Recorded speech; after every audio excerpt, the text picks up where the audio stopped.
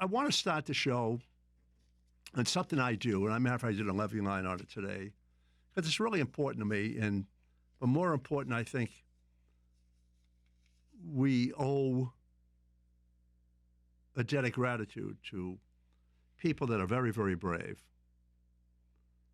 And I've been doing this for some time now in hopes that a young person's passing, young person's dying from an overdose of drugs will be a trigger to maybe save a life. Now, I've had people contact me and have been on the show, parents, and told me their stories afterwards. I'm not looking for that. What I'm looking at is, in a frustrated world, and how do we change the dialogue? And the only way I know how, really, is one-on-one.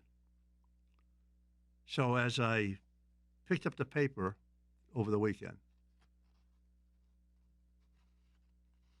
I went to the obituary page. There was a young man in the paper from Spencer, Massachusetts. His name is Bobby Daniels III. He was 30 years old when he died. He died Thursday, August 22nd at UMass in Lake Avenue after a long time battle with addiction.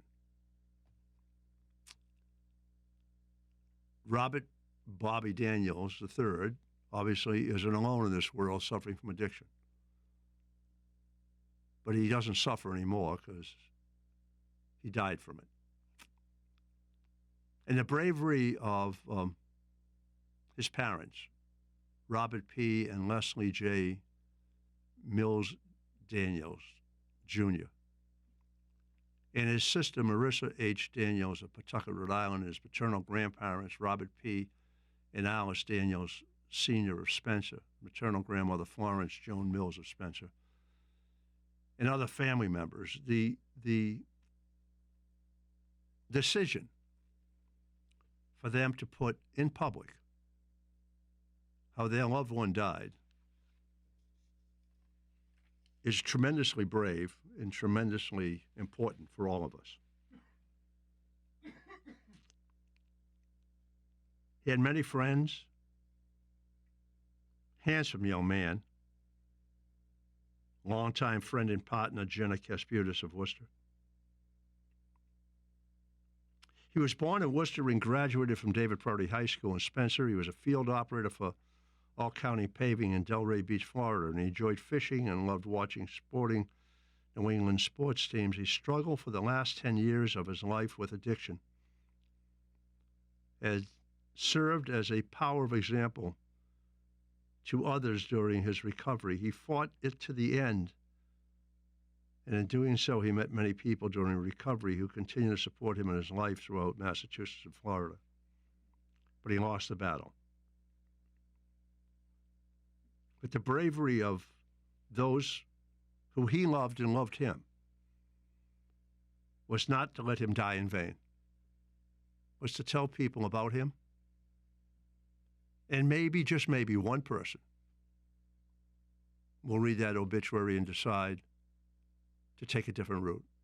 Maybe, just maybe, one parent or friend in denial will see that obituary and take the step to try to assist.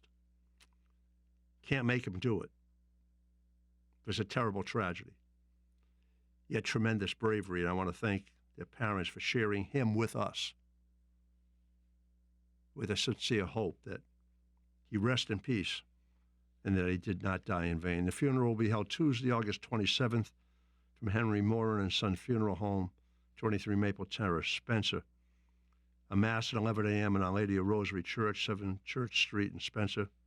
Calling hours are Monday from 4 to 7 in the funeral home. Burial will take place in a later convenience of the family. In lieu of flowers, contributions may be made to the Second Chance Animal Shelters, P.O. Box 136, East Brookfield, Massachusetts, 01515. So thank you to them for sharing Bobby with us.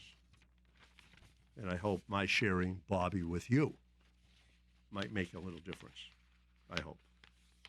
All right, moving on. Moving on. Kudos to a man who courageously decided to recover an American flag from a busy highway. We hear all the stories about people burning the flag, stepping on the flag, dropping the flag, desecrating the flag.